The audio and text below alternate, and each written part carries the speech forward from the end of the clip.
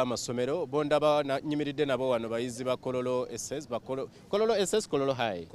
bayizi ba Kololo SS abamu ku bannaabwe bafiiridde mu njege eno era njagala okwogerako nabo bakubulire lwaki bali wano ku mochare ndabye abamu ku bannaabwe bakaaba balajana seberinnya gwani amanya n'eddoboozi Nzandemani Ivan Thompson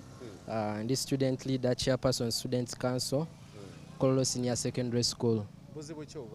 Obuzibu obutulese essaawa zino nga wotulaba mu nyiike n'ennaku twafiiriddwako bannaffe babiri bonna balenzi bali mu kibiina kye omu bamuyita Rere Ronald ali mu senior ey'omukaaga omulala ali mu senior 5 so Chakone Raymond be bafiiridde mu byabadde ekiteezi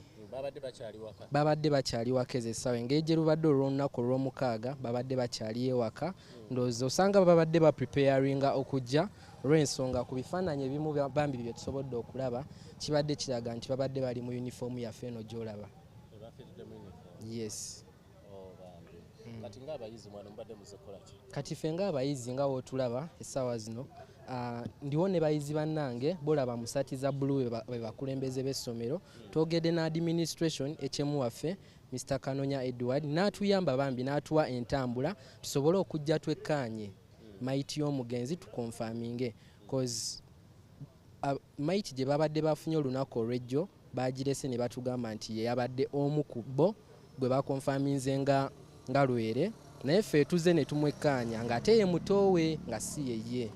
So fena tuze ne tukonfaminga ne tulaba nga si yeye which means kati ye akyaliyo bakyali mu kusima balabe nti bamufuna ssebo. Kitalo nnyo bambi mulabye nnyo katusabe Katonda abagumye emitima muleme kuggwamu maanyi omanye ebintu webito webijja ne bigwira abayizi oluusi bimalamu essuubi amawulire ag'ennaku amawulire ag'okufa amawulire ag'okukaaba ne Katonda abagumye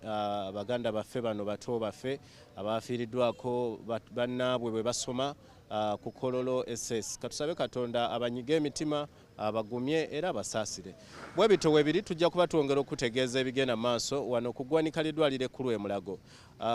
Amannyo tugasimbye nnyo ku nsonga y'omu kiteezi wadde nga si emirambo egy'omu kiteezi gyokka si gye gireetebwa wano emirambo mingi gireetebwa naye ffe essira tulitadde nnyo ku njege eyagwiridde eggwanga ey'omu kiteezi tujja kuba tutaddewo ne kaweefube okulaba nga twogerako n'akulira ebyobulamu mu poliisi agenda okuba nga atubuulira ku muwendo gwa emirambo egyakajja n'egyo gye baakata okuba nga bagiwa ab'eŋŋanda okuzikibwa twawulidde abatuze nga bakuba omulanga nga basaba emirambo gy'abantu baabwe bagibaweere bwereere nga tebasasuddeyo wadde 10. Enteekateeka wano ziri ziki ez'okuziika abaganda bamwe abo? Enteekateeka twayogedde ne administration y'essomero lyaffe Mwami Kanonya Edward n'agamba nti agenda tuwa school bus ne means endala alabe nti tuyambako mu kuziika naye omuzadde azaala Rere Ronald yagambye nti tugenda muziika ng'amaze okonfaminga omulambo gw'okubiri tusobole okulaba nti tugenda omulundi gumu cause